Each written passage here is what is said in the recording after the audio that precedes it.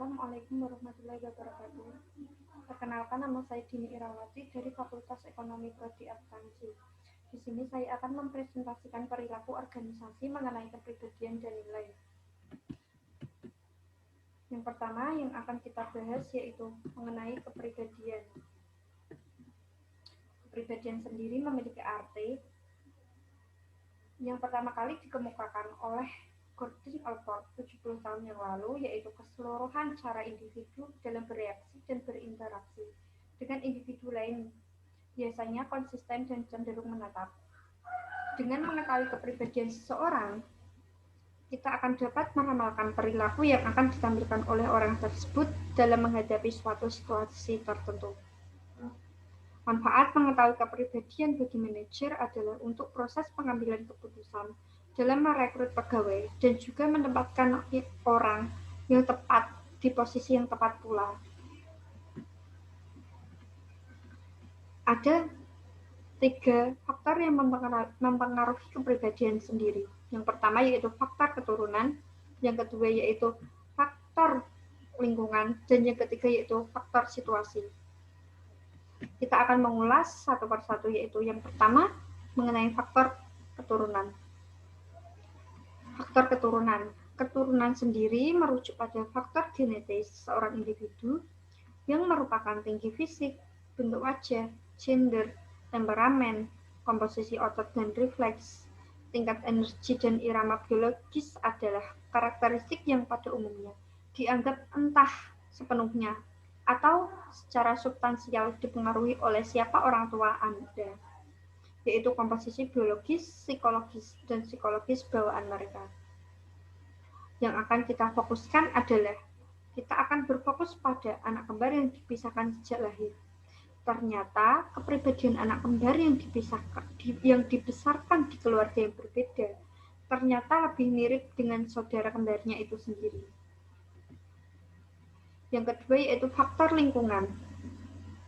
Lingkungan berperan penting dalam sebuah kepribadian. Lingkungan sendiri memiliki arti di mana tempat kita tumbuh dan dibesarkan, seperti norma dalam berkeluarga, teman-teman, dan kelompok sosial, serta pengaruh lain yang kita alami. Budaya membentuk norma, sikap, dan nilai yang diwariskan dari satu generasi ke generasi berikutnya. Faktor keturunan yang membekali seorang dengan sifat dan kemampuan bawaan, tetapi potensi sepenuhnya ditentukan oleh seberapa baik dia menyesuaikan diri dengan lingkungan. Yang ketiga yaitu faktor situasi. Situasi mempengaruhi efek dari keturunan dan lingkungan terhadap kepribadian. Kepribadian seorang individu walaupun pada umumnya stabil dan konsisten, justru berubah dalam situasi yang berbeda. Situasi yang berbeda akan memberikan batasan-batasan yang diterapkan dalam perilaku yang berbeda pula. Berikut merupakan gambaran sifat-sifat kepribadian pada seorang individu. Sifat kepribadian sendiri memiliki arti, karakteristik yang sering ditunjukkan oleh dalam berbagai situasi. Pada umumnya dapat ditunjukkan sebagai rasa malu, patuh, malas, ambisius, setia, dan takut. Sifat-sifat kepribadian telah menjadi hal yang mendapatkan perhatian yang cukup besar. Mengapa hal itu bisa terjadi? Karena sifat-sifat kepribadian dapat membantu proses seleksi karyawan, menyesuaikan bidang pekerjaan dengan individu, dan memandu keputusan pengembangan karir.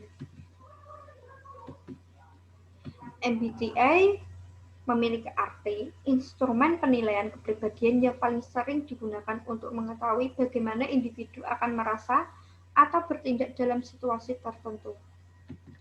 Hasilnya sebagai berikut. Yang pertama, ekstrovert dan introvert. Individu yang memiliki karakteristik ekstrovert digambarkan sebagai individu yang ramah, suka bergaul, dan tegas. Sedangkan sebaliknya, introvert digambarkan sebagai individu yang pendiam dan pemalu. Yang kedua yaitu sensitif versus intuitif.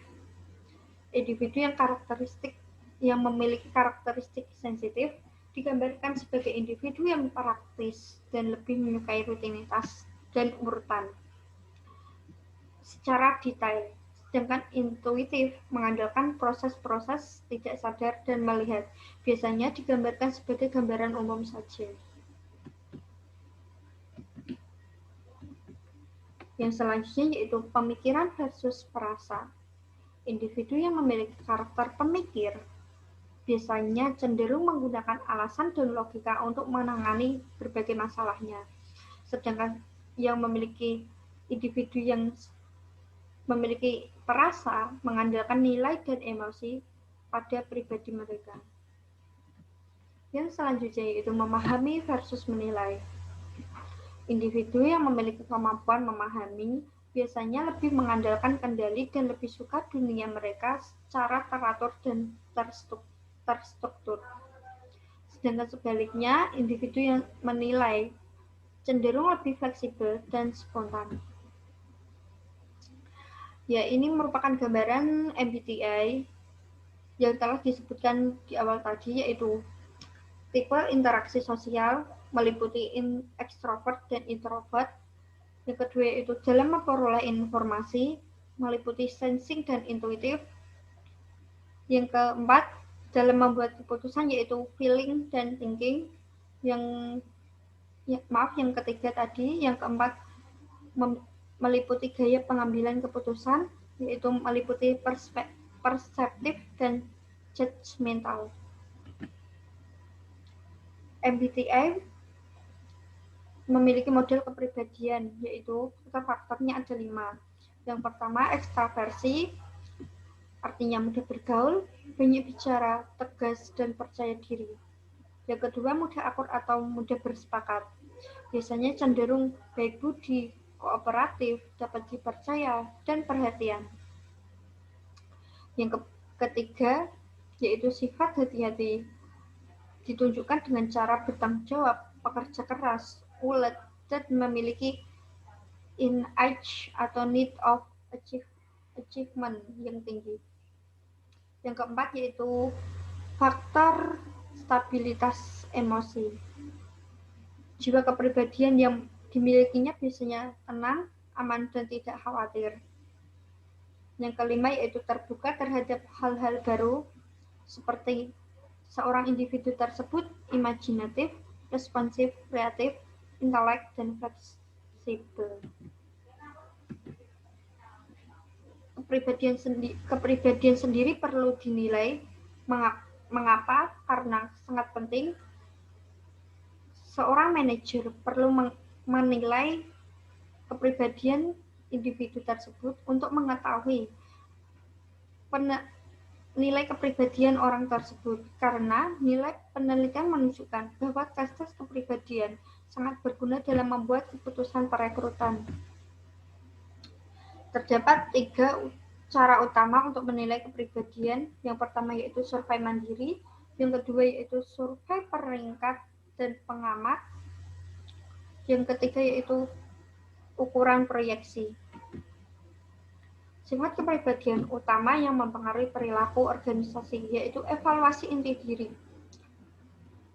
Ini biasanya tentang harga diri dan lokus kendali. Yang kedua, Machiavellianisme, yaitu pragmatis, orientasi kepada hasil. Yang ketiga, narsisme, biasanya cenderung arogan dan egois. Yang keempat, pemantauan diri. Seorang individu tersebut mudah menyesuaikan diri dengan lingkungan sekitar. Yang kelima yaitu pengambilan resiko, artinya respect versus safety player. Yang keenam, kepribadian tipe A, artinya individu tersebut agresif, tidak sabar, dan kurang santai. Yang selanjutnya yaitu kepribadian proaktif. Individu tersebut memiliki sifat cenderung oportunis, berani bertindak inisiatif, dan tekun. Tadi kita sudah membahas tentang kepribadian, yang selanjutnya kita akan membahas tentang nilai. Nilai atau value biasanya disebut. adalah menunjukkan alasan dasar bahwa cara pelaksanaan atau keadaan akhir tertentu lebih disukai secara pribadi atau sosial dibandingkan cara pelaksanaan atau keadaan akhir yang berlawanan. Nilai membuat elemen pertimbangan yang membawa ide-ide seorang individu mengenai hal-hal yang benar, baik atau diinginkan. Nilai mempunyai kecenderungan yang relatif stabil dan berlangsung lama. Pentingnya nilai. Nilai itu sangat penting. Hal itu didasarkan kepada penelitian perilaku organisasional karena menjadi dasar pemahaman dan motivasi individu dan bisa berpengaruh pada persepsi kita. Secara umum, nilai mempengaruhi sikap dan perilaku. Bisa dicontohkan, sebuah perusahaan memiliki pandangan bahwa pengalokasian imbalan berdasarkan prestasi kerja adalah benar. Sementara pengalokasian imbalan berdasarkan senioritas adalah salah. Biasanya itu umum terjadi di sebuah perusahaan. Kelompok kerja kontemporer. Artinya penggabungan beberapa analisis terbaru mengenai nilai kerja ke dalam 4 kelompok yang berusaha mendapatkan nilai unik dari kelompok atau generasi yang berbeda dalam angkatan kerja. Yang pertama yaitu veteran, yang kedua yaitu boomer, yang ketiga yaitu generasi X, artinya keseimbangan kerja dan kehidupan orientasi tim, serta terhadap hubungan. Yang keempat yaitu Nestor, kepribadian dan nilai di tempat kerja. Dulu, organisasi hanya mengkhawatirkan masalah kepribadian karena fokusnya adalah mencocokkan individu dengan pekerjaan tertentu. Namun sekarang, perhatian telah berkembang hingga mencakup seberapa cocok kepribadian dan nilai individu tersebut dengan organisasi. Fleksibilitas seorang pelamar untuk memenuhi situasi yang berubah dan komitmen terhadap organisasi dianggap lebih penting daripada kemampuan mereka untuk melakukan pekerjaan tertentu. Kesesuaian individu dengan pekerjaan. Teori kesesuaian kepribadian pekerjaan didasarkan pada pendapat tentang kesesuaian antara karakteristik kepribadian seseorang individu dengan pekerjaannya. Yang A, realistis, mekanik operator, perkaitan, petani. Yang B, investigatif, yaitu ahli, biologi, ekonomi, matematika. Yang ketiga yaitu sosiologi, pekerja sosial, guru, konselor, psikologis klinik. Yang keempat yaitu konvensional, akuntan, manajer perusahaan, kasir bank. Yang kelima yaitu giat, pengacara, agen real estate, humas. Yang selanjutnya yaitu artistik, meliputi pelukis, musisi, penulis, dan desain interior. Kesesuaian individu dengan organisasi. Organisasi menghadapi lingkungan yang dinamis dan berubah-ubah, serta membutuhkan karyawan yang siap mengubah tugas dan bergerak secara mudah dalam tim. Kepribadian para karyawan harus sesuai dengan keseluruhan kultur organisasi daripada hanya dengan karakteristik dari pekerjaan tertentu. Kesesuaian antara nilai karyawan dengan kultur organisasi menjadi dasar kepuasan kerja, komitmen terhadap organisasi, dan tingkat perputaran karyawan yang lebih rendah. Jenis-jenis nilai. Walter Rockach menciptakan value survey yang terdiri dari 2 kumpulan nilai. Yang pertama yaitu nilai terminal atau terminal value, merujuk pada keadaan-keadaan akhir yang diinginkan yang merupakan tujuan yang dicapai seseorang selama hidupnya. Nilai instrumental yang kedua atau instrumental value artinya merujuk pada perilaku atau cara-cara yang lebih disukai untuk mencapai suatu terminal. Yang selanjutnya yaitu kepribadian dan kultur nasional. Tidak ada tipe kepribadian umum untuk suatu negara tertentu. Kultur suatu negara mempengaruhi karakteristik kepribadian yang dominan dari populasinya. Dalam beberapa kultur, organisasi yang orang-orang yakin bahwa mereka bisa mendominasi lingkungan mereka. Sedangkan di negara lain, yakin bahwa kehidupan pada dasarnya telah ditentukan sebelumnya oleh kekuatan yang lain. Selanjutnya kita akan membahas nilai kesetiaan dan perilaku etis. Skala terbaru, perusahaan seperti manipulasi laporan keuangan, penyembunyian fakta, dan konflik kepentingan cenderung terjadi penurunan.